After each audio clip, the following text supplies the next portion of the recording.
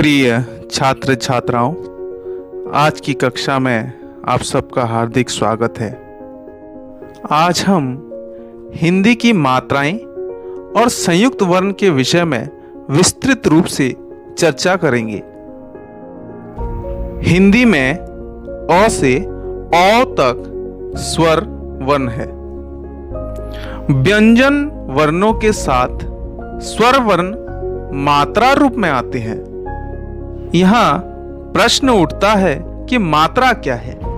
व्यंजन वर्णों के साथ स्वर वर्ण मिलने से वह बदलकर जो रूप हो जाता है उसे मात्रा कहते हैं। प्रत्येक स्वर वर्ण के दो रूप होते हैं। पहला स्वतंत्र रूप जो है अ, आ, ई, उ, री, ए, ओ, औ। स्वर वर्ण के दूसरा रूप मात्रा रूप है, जिसे आप नीचे देख सकते हैं। स्वर वर्ण के स्वतंत्र रूप के मात्रा रूप इस प्रकार होते हैं जो अभी आप इस चित्र में देख रहे हैं।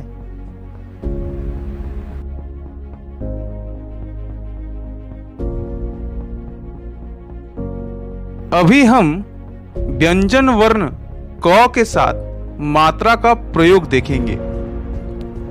इस चित्र में आप देख सकते हैं क के साथ आकार मात्रा लगने पर का, क के साथ ह्रस्व ई की मात्रा लगने पर की, क के साथ दीर्घ ई की मात्रा लगने पर की, क के साथ ह्रस्व उ लगने पर कु, क के साथ दीर्घ उ की मात्रा लगने पर कु, क के साथ री की मात्रा लगने पर कृ, क के साथ ए की मात्रा लगने पर के, क के साथ ए की मात्रा लगने पर कै, क के साथ ओ की मात्रा लगने पर को, क के साथ ओ की मात्रा लगने पर कौ, क के साथ अनुस्वार की मात्रा लगने पर क के साथ विसर्ग की मात्रा लगने पर क के साथ चंद्र बिंदी लगने पर क।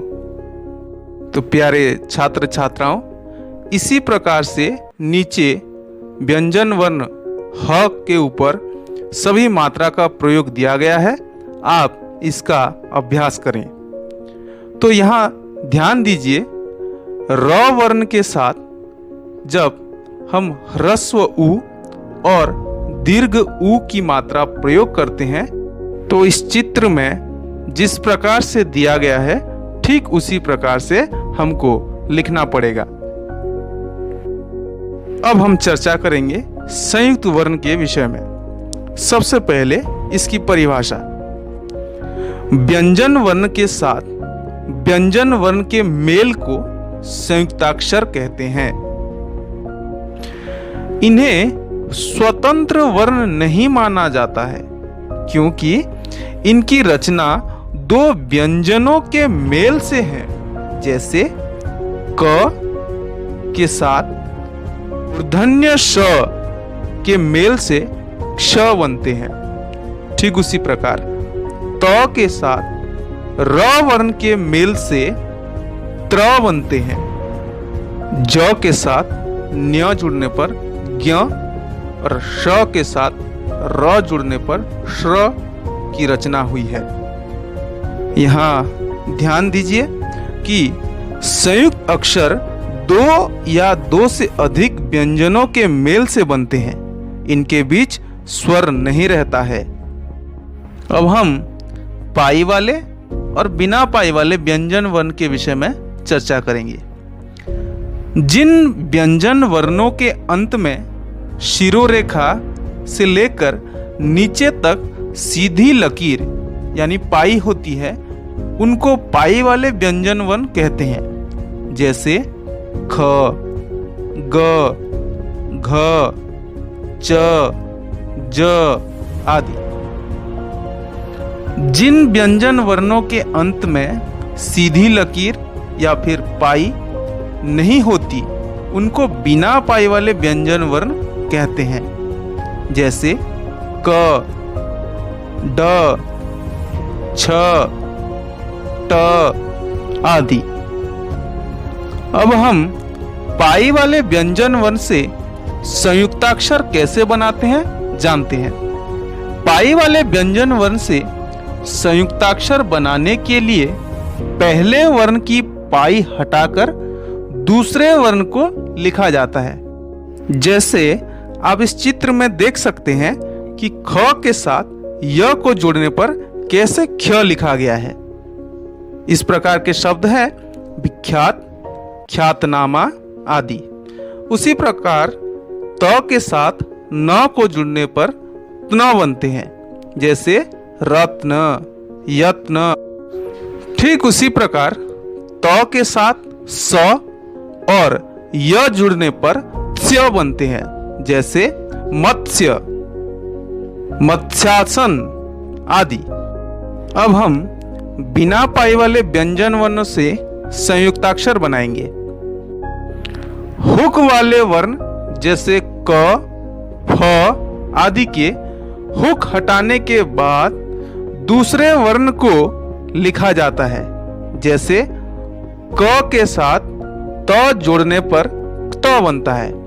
उदाहरण के तौर पर भक्त, रक्त आदि। ठीक उसी प्रकार फ के साथ ल जोड़ने पर फ्ल, फ्लावर। र पहले आने पर इसका रूप इस प्रकार से बनता है। र के साथ प जुड़ने पर प, सर्प, दर्प। ठीक उसी प्रकार र के साथ त जुड़ने पर त, सर्त। र बाद में आने पर संयुक्ताक्षर का रूप इस प्रकार से बनता है। क के साथ र जोड़ने पर क्र, चक्र। प के साथ र जोड़ने पर प्र, प्रण। श के साथ र जोड़ने पर श्र, श्रम। ट, ठ, ड, ढ आदि के साथ र जोड़ने पर इस प्रकार से बनता है ट्र, ड्र, जो इस चित्र में दिया गया है। और इससे बने शब्द हैं ट्रक, ड्रम। अब हम अनुनासिक वर्ण से बनने वाले संयुक्ताक्षर के विषय में चर्चा करेंगे। क वर्ग से ग जुड़ने पर वो इस प्रकार से बनता है क, ख, ग, घ। ठीक उसी प्रकार च वर्ग से न्य, च, छ, ज, झ के साथ जुड़ने पर इस प्रकार से बनता है च, छ, ज, झ। ट वर्ग से अण का ट, ठ, ड, ढ के साथ जुड़ने पर इस प्रकार से बनता है ट, ठ, ड, ढ। ठीक उसी प्रकार त वर्ग से न के साथ त, थ, द, ध आदि के जुड़ने पर इस प्रकार से बनते हैं त, थ, द, ध। प वर्ग से म के साथ प, फ, ब, भ आदि के जुड़ने पर इस प्रकार से बनते हैं प, फ, ब, भ आदि। प्रत्येक वर्ग के पांचवें वर्ण जो कि ङ, ञ, ण, न, म के साथ उसी वर्ग के अन्य वर्ण मिलकर संयुक्ताक्षर बनाते हैं। इनके बदले अनुस्वार का प्रयोग किया जाता है और निम्न रूप से लिखा जाता है, जो आप इस चित्र में देख सकते हैं।